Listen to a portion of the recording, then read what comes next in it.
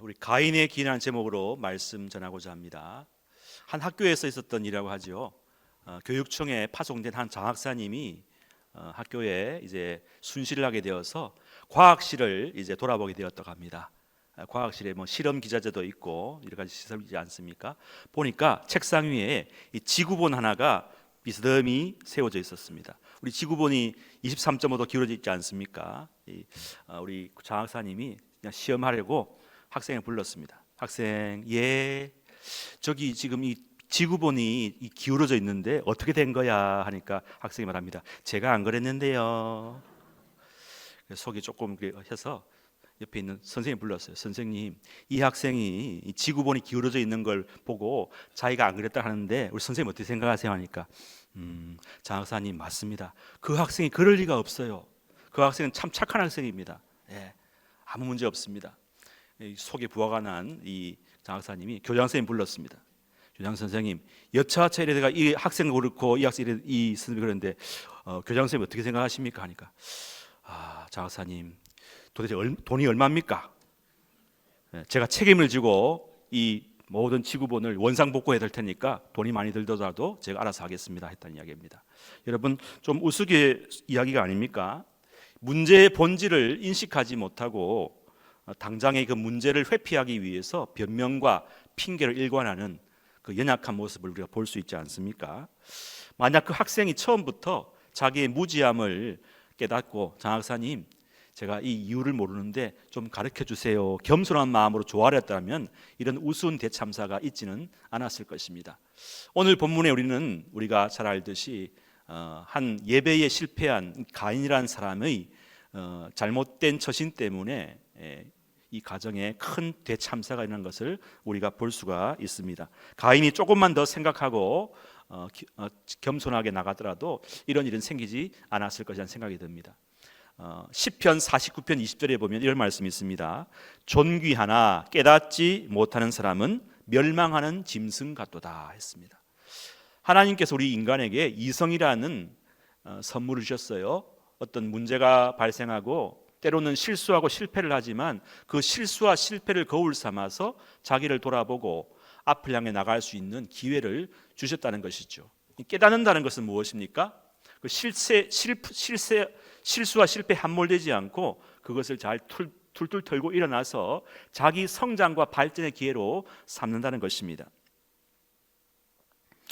실수와 실패가 문제가 아니라 문제는 그 실수와 실패에 빠져서 그 실패를 인정하지 못하고 그 실패에서 무엇을 깨닫고 자기를 바꾸려 하기보다도 그 실패감, 그 실패의 상처에 붙잡혀서 급기야는 그 실패의 원인을 남에게 핑계, 남에게 전가시키는 것까지 이르는 것이 큰 문제라고 할 수 있겠습니다.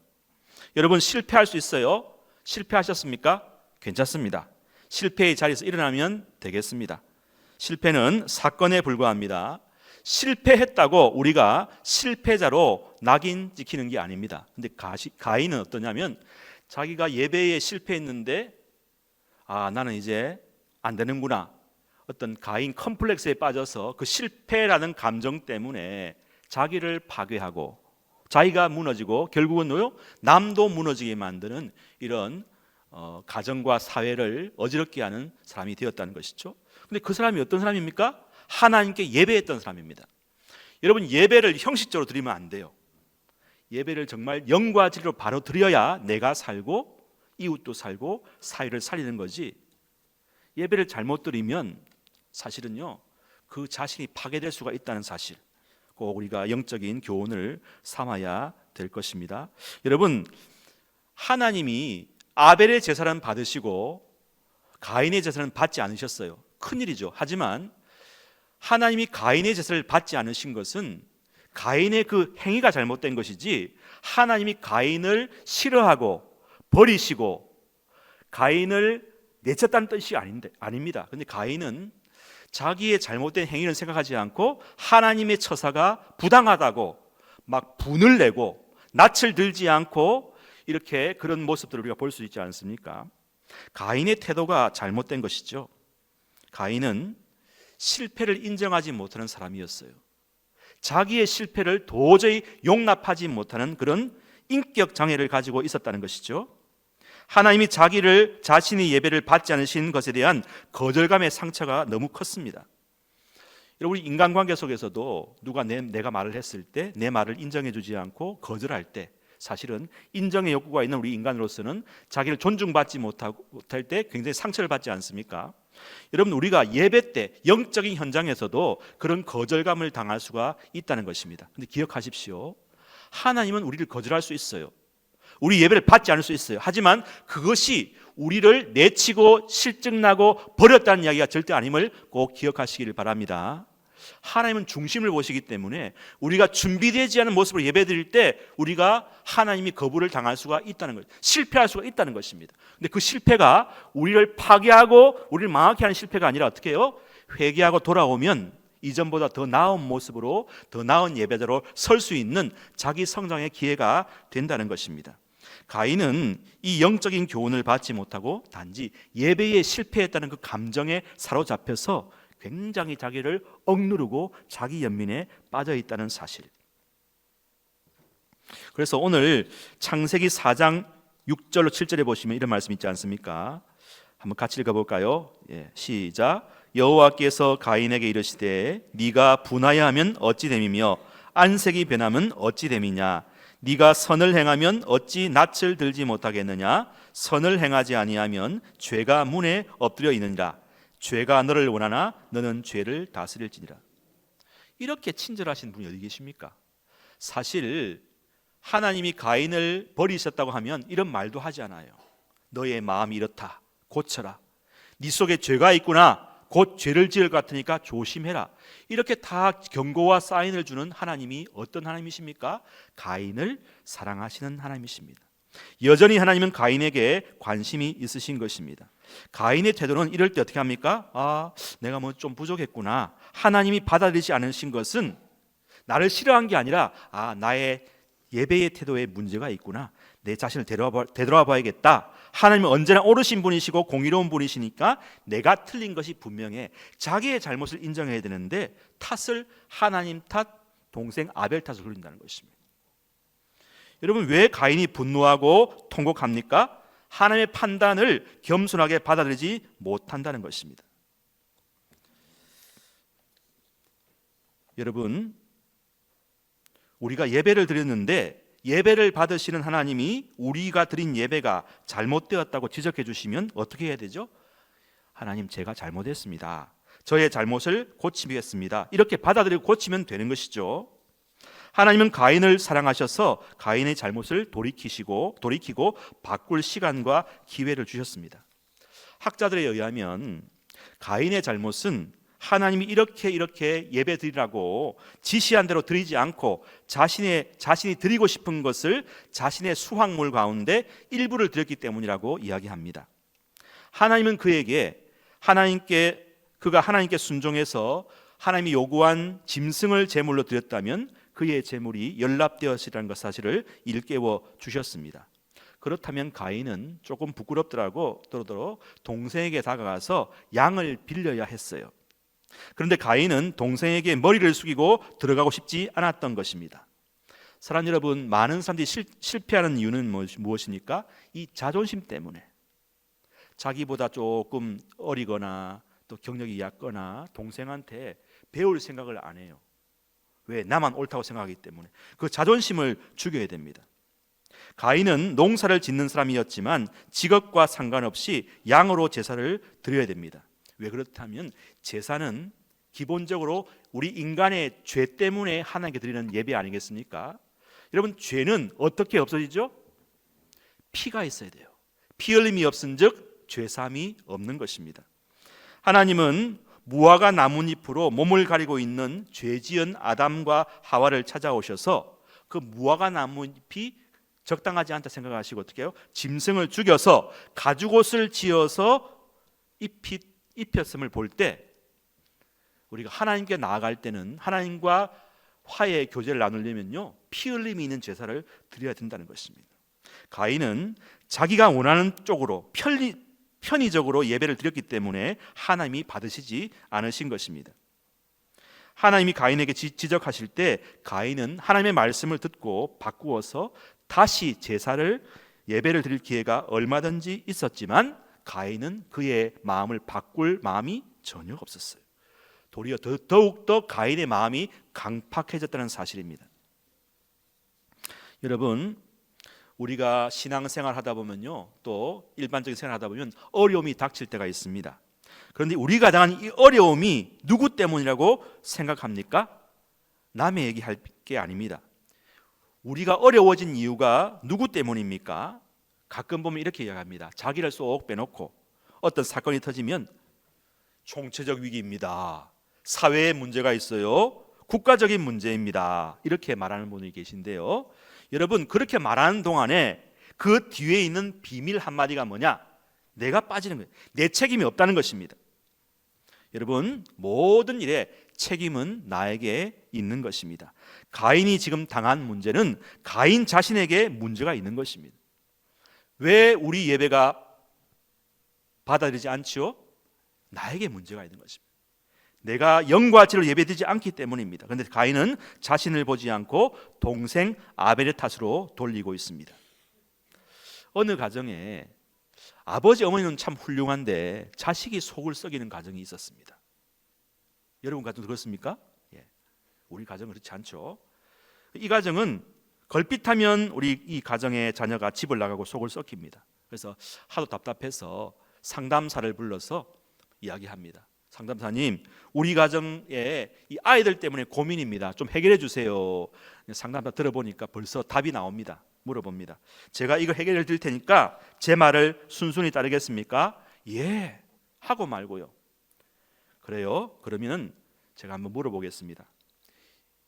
당신 가정에 자녀들이 공부를 못하는 책임이 부모인 당신들에게 있다고는 생각해 본 일이 없습니까? 그럼 물으니까 그 부모가 정색을 하면서 이야기합니다. 아니, 그게 말이나 됩니까? 제가 저들에게 밥을 안 줬습니까? 공부를 안 시켰습니까? 해줄 거 다 했다고요. 상담가가 말합니다. 그렇게 말하면 안 돼요. 겸손해지셔야 돼요. 이 사건의 책임이 나에게 있다고 이야기해야 됩니다. 하니까 그 부모가 듣더니만 이제 조금 이제 마음을 돌이켜서 사실은요, 저도 학교 다닐 때 어지간히 공부를 안 했거든요. 부모의 속을 많이 썩였습니다. 고백하는 것입니다. 그래요. 겸손하셔야 되죠. 스스로 낮추시고 아이들 앞에서도 그저 미안하다 말을 하시면 됩니다. 그래서 가서 아이들에게 야, 너희들 이렇게 잘못된 게 다 내 탓이다 이렇게 말하면 될 건데 그래 안 하고 내가 할 일 다 했다. 너희들은 뭘 하는 거냐? 나는 고학하면서 혼자 공부했는데 너희들을 위해서 이렇게 돈을 많이 투자했는데 그렇게 뭐냐 하고 이렇게 윽박질렀다고 말합니다. 해결이 안 되는 것입니다. 여러분, 언제나 사건 앞에서 그 책임을 내가 질 줄 아는 자기 책임성을 가진 우리 모두가 되어야 될 줄로 믿습니다. 오늘 본문은 자세히 보면요, 그 사건 자체가 갑자기 생긴 일이 아님을 우리가 볼 수가 있습니다. 이미 이 사건이 있기 전에 오래전부터 문제가 있었어요. 그게 뭐냐?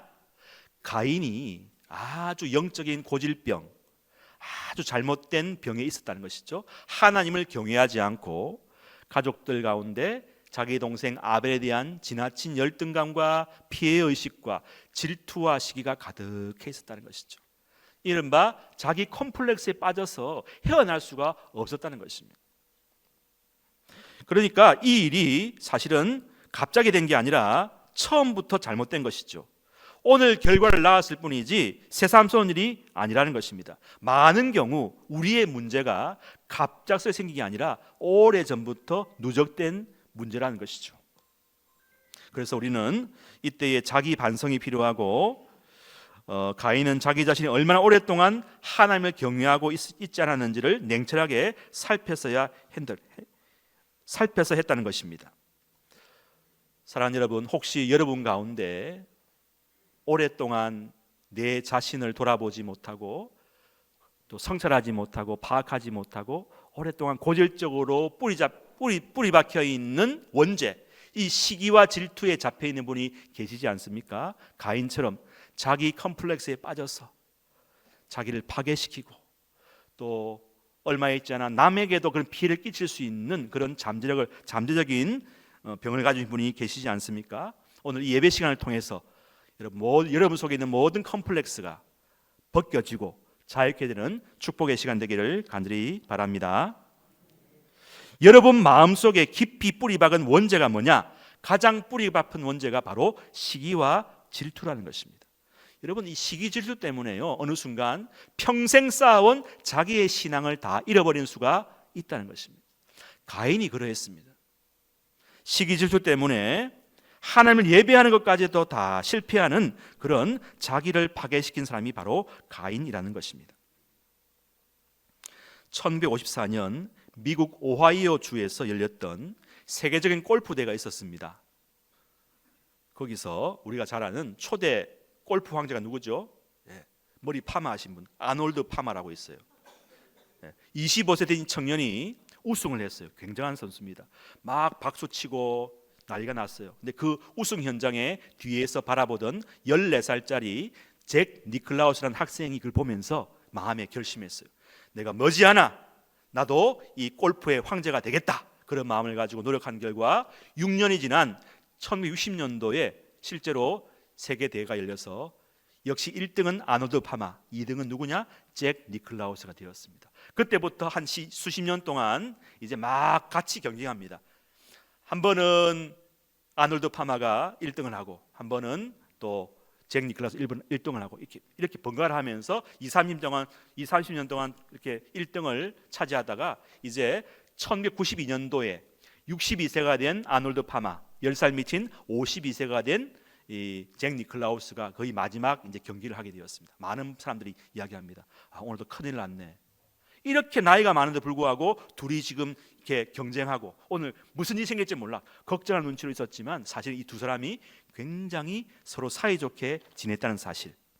귓속말로 아놀드 파마가 잭 니클라우스 얘기합니다. 자, 야, 우리도 이제 나이가 많이 먹었지? 그동안 참 고마웠다 친구. 이렇게 말했습니다. 기자들이 이렇게 얘기합니다. 어떻게 두 사람이 이렇게 경쟁하면서도 서로 헐뜯지 않고 아름답게 지금까지 잘 지내왔습니까? 그 비결이 뭡니까? 물어보니까 이렇게 대답합니다.